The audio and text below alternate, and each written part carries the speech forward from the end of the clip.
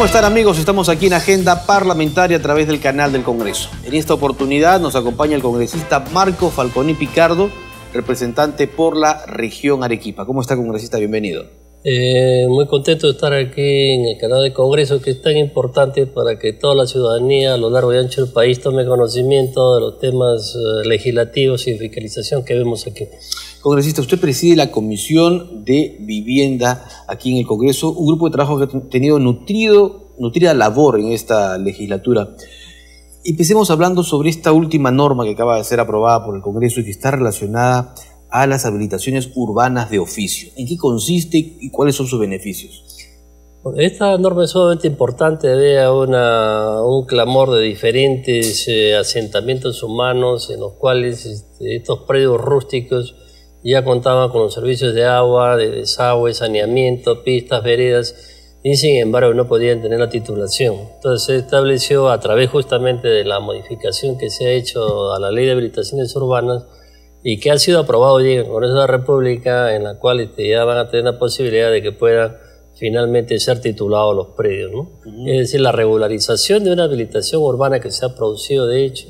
Y adicionalmente a ello también se ha visto y se ha establecido la obligación de que en todas estas habilitaciones urbanas necesariamente debe considerarse los aportes para las áreas de salud, teniendo en cuenta de que hay una insatisfacción para cubrir, digamos, los temas de salud de la población, ¿no? ¿Se beneficia qué cantidad de población aproximadamente con esta norma? Bueno, aquí son miles de asentamientos humanos o de habilitaciones que no solamente para la ciudad de Lima, sino para todo el país que se encontraba en esta situación.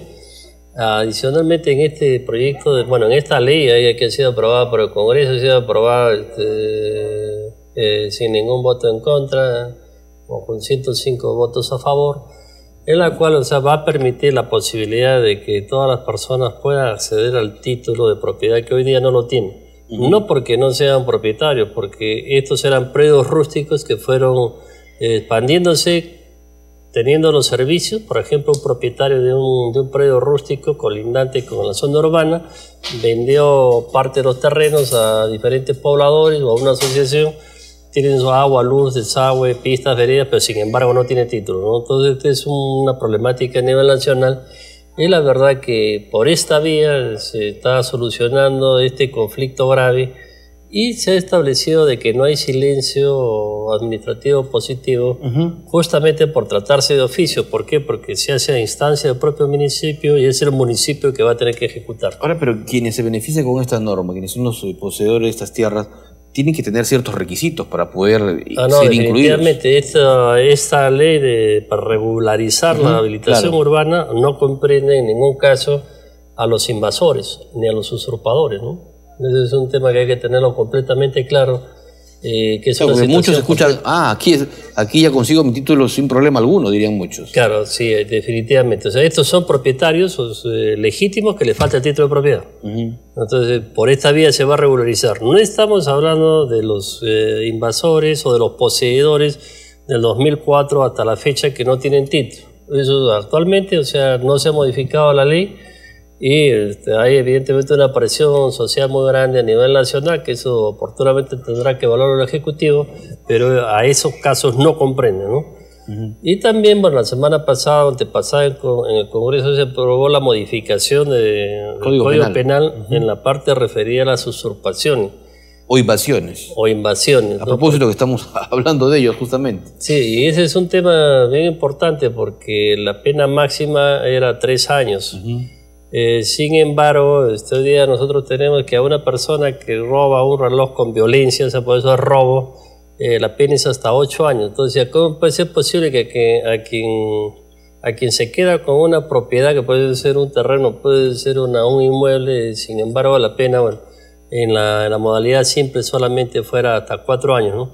Entonces hoy día se ha previsto que sea hasta 5 años y por lo tanto podría tener prisión efectiva. Es por eso que tenemos tantos casos de traficantes de tierras en el país, ¿no? Ese es un tema bien delicado. No tenían ningún tipo de pena tan, digamos, con cárcel.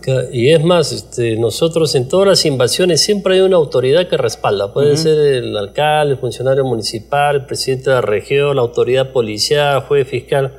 porque de otra forma no se puede invadir una determinada extensión de terreno, ¿no? Entonces justamente ahora para esos casos he dicho que la pena puede ser hasta 10 años de prisión. Si participa un funcionario público, 10 años de prisión. Para este funcionario. Para eso. Correcto. Congresista, pero hemos visto inclusive en informes periodísticos a gente que invade ya edificaciones, ¿no? En muchos casos abandonadas. Hace poco un programa, por ejemplo, un programa de televisión presentó cómo un inmueble que estaba, digamos, abandonado, no abandonado, sino digamos que había sido, no estaba siendo habitado por los hijos de los dueños, pues fue invadido de un momento a otro, y cuando llegaron los verdaderos propietarios, ya estaba ocupado, y lo que es más, falsificaron documentos para apoderarse de estos bienes. Sí, bueno, ahí hay la concurrencia de dos delitos, ¿no? Delito contra la fe pública por la falsificación de sus instrumentos públicos, pero aparte en sí, digamos, hay el delito de usurpación, y que ahora sí va a tener una pena efectiva. No se trata de estar subiendo las penas, digamos, en forma indiscriminada, pero para este caso, el delito de usurpación es el cuarto delito en mayor incidencia, ¿no? Tenemos los robos, tenemos los hurtos, las lesiones y después vienen las usurpaciones, ¿no? Y esto es una constante en los últimos años, ¿no? Entonces no se puede permitir. Y es más, cuando se trata de la invasión a un terreno del Estado, y los invasores, ¿qué dicen? Bueno, como es del Estado, no pertenece a nadie, ¿no? Y eso es un error de concepto grave, porque cuando es del Estado nos pertenece a todos, claro, y definitivamente tiene que haber una sanción mucho mayor, ¿no? Bueno, el trabajo de la comisión es muy intenso, ¿no? Ustedes tienen bastantes temas que están siendo analizados y discutidos permanentemente. Sí, o sea, bueno, a pesar de que es una comisión muy pequeñita, pues bueno, de la más pequeña, tenemos 12 miembros, pero estamos en producción legislativa dentro de las primeras. Y adicionalmente a ello también ahora hay otro tema que es sumamente importante y que es preocupación de todos los ciudadanos, cómo se usa el dominio público, ¿no? Quiere decir que cuando venga, y eso se ha aprobado ayer en la Comisión de Vivienda. Las obras, uno tiene tantos problemas con que te hacen hueco en la pista, en la puerta de tu casa. Supuestamente las empresas públicas buscan mejorar justamente el servicio, hacen obras, pero o no las reparan, las dejan inconclusas, encuentras dificultades en las pistas, en las veredas. Pareciera que no hay una suerte de un cronograma y no hay una coordinación con las autoridades municipales para poder desarrollar todo este cronograma de mejoras. Sí, justamente el día de ayer hemos aprobado, bueno, todavía a nivel de la Comisión de Vivienda, un proyecto de ley justamente para regularizar y normar todo ese tipo de intervenciones, como se llama, ¿no? Porque puede ser la empresa del agua, de la luz, del gas, las empresas mineras, etcétera, etcétera. ¿Quién debe ser el organismo encargado de dar las autorizaciones? En todos los casos debe ser el municipio, porque tiene que haber una autoridad que realmente esté por encima para que se respete, ¿no? Y en segundo lugar, ¿cómo es en principio? Tiene que haber un plan anual de obras, ¿no? Entonces, definitivamente, si nosotros planificamos, vamos a intervenir en tal calle, digamos, vamos a decir la avenida Arequipa, la avenida Bancay, en tal fecha. Otra empresa también quiere hacer, entonces que se coordine para que en la medida de lo posible pueda coincidir y evitar estar mortificando al ciudadano, porque el ciudadano realmente no tiene quien lo defienda. Una empresa va a hacer una obra 4 o 5 meses, o sea, no puede ingresar a su casa, se expone a peligro. Una vez que nuevamente se asfalta y se va a hacer la obra, resulta que viene la otra empresa y vuelve a romper. Eso realmente no puede continuar, ¿no? Se ha previsto también de que en todos los centros históricos debe ser retirado el cableado aéreo para que vayamos al cableado subterráneo.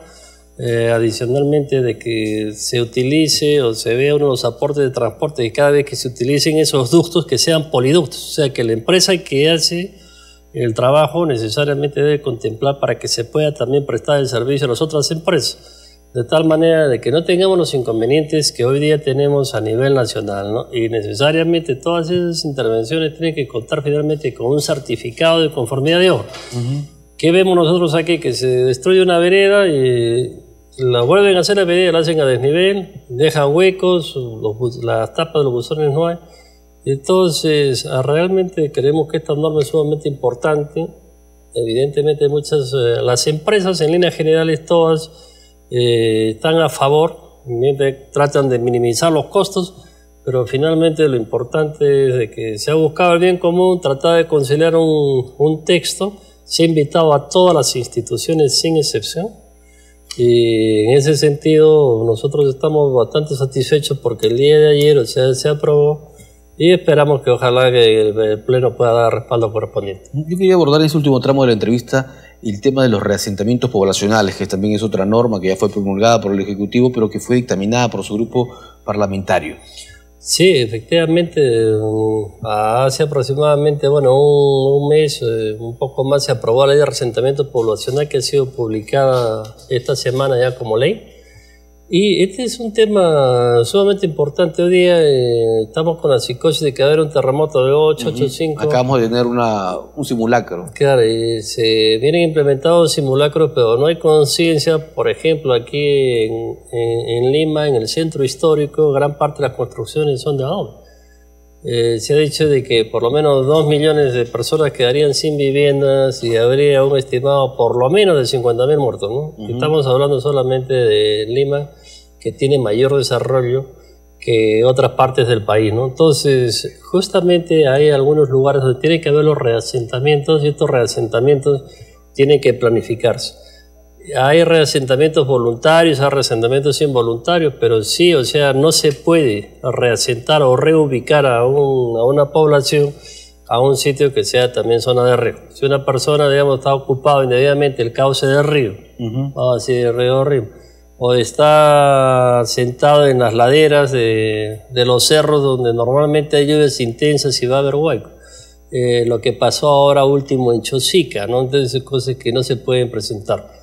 Evidentemente hay todo un trámite bastante largo, el trámite, porque eso tiene que ser a solicitud del gobierno local, pasa al provincial, al gobierno regional, con los informes del Centro de Prevención de Riesgos y Desastres, de Defensa Civil, y finalmente va a la presidencia del Consejo de Ministros. ¿Por qué tiene que hacerse así? Porque es traumático siempre reasentar una población. Pero la gente no quiere salir de sus tugurios, ¿no?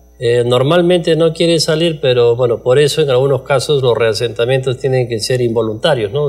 Como ha sucedido ahora último, por ejemplo, en Brasil, a todos los que estuvieron en las favelas donde hubo una gran cantidad de lluvias, dijeron, bueno, ustedes tienen que ser reubicados aquí, y a esas casas fueron destruidas para que no se vuelvan a meter ahí, ¿no? Porque si no, siempre tendríamos el mismo problema. Y nosotros creemos de que aquí eso... En primer lugar, vamos a salvaguardar la vida y la salud de las personas, se va a generar movimiento económico, vamos a tener oportunidad de que todas estas personas tengan una vivienda digna. Aquí, a espaldas del Congreso, lo que es Barrios Altos, o Dios no quiera, de producirse un sismo de esa naturaleza, lamentablemente todo va a colapsar. Entonces, ¿por qué tenemos que esperar a que suceda el siniestro? Digamos, en este caso, el sismo, si ya podemos ir planificando, podemos ir mejorando esa responsabilidad de todas las personas, especialmente no nos olvidemos que está dentro de la política 32 del Acuerdo Nacional, ¿no? Que debemos de implementar, y por supuesto la televisión, y aquí la televisión del Congreso es sumamente importante porque llega a todo el país para que los ciudadanos vayamos siendo más responsables y evidentemente tratemos de vivir en un sitio seguro. Puede ser un sitio humilde, pero el Estado justamente tiene que apoyar eso. ¿Cuántas viviendas están en esa situación, congresista? De acuerdo al informe de Defensa Civil, nosotros la población que tenemos, o sea, en extremo riesgo, no mitigable, o sea, que tiene que ser reubicada sí o sí, porque es la única forma de salvarse, son 500.000 personas a nivel nacional, pero 15 millones, la mitad de la población peruana, vive en zonas de alto riesgo, pero felizmente no todas están consideradas como alto riesgo no mitigable. La que es no mitigable que hay que reubicar necesariamente. De esas tenemos 500.000 personas a nivel nacional. Correcto, congresista Falconi, muy amable por estar con nosotros. Sin duda ha sido interesante los temas que nos ha expuesto y por supuesto seguiremos de cerca el trabajo de su comisión.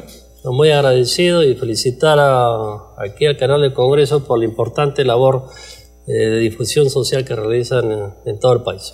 El congresista Marco Falconi Picardo, presidente de la Comisión de Vivienda del Parlamento, estuvo con nosotros aquí en Agenda Parlamentaria.